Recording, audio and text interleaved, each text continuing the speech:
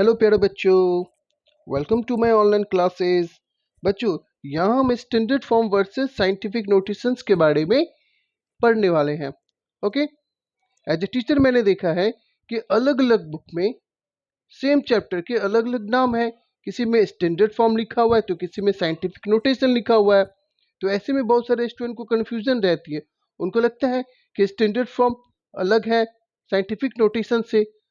But for your kind information मैं आपको बता देता हूँ कि standard form also known as scientific notation, standard form को ही साइंटिफिक नोटेशन कहते हैं।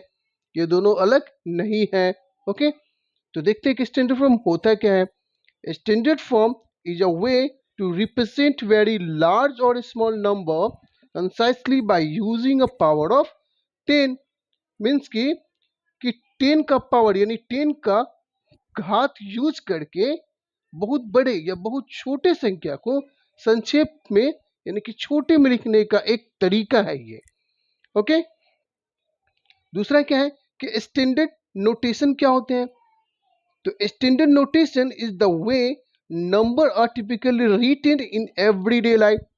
यह वह तरीका है जिसे हम आमतौर पे किसी भी संख्या को लिखते हैं यूजुअल फॉर्म में। ओके ना, जैसे यहां हमने देखिए एक नंबर लिख लिया है, इसको क्या बोलते हैं, स्टैंडर्ड नोटेशन, यानी कि यूजुअल फॉर्म में ये नंबर लिखा हुआ है जैसे हम लोग आमतौर पे नंबर को लिखते हैं।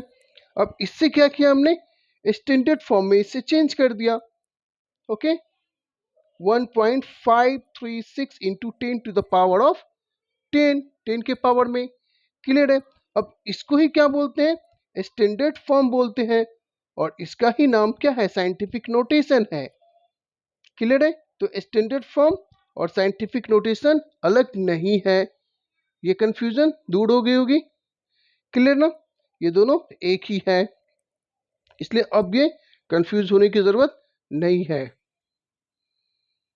मुझे लगा कि आप लोग को ये पहले मैं क्लियर कर दूं, उसके बाद एक्सरसाइजेस को सॉल्व करेंगे। आई बात समझ में? तो चलिए एक्सरसाइज को बनाएंगे हम लोग अब नेक्स्ट वीडियो में। Bye bye.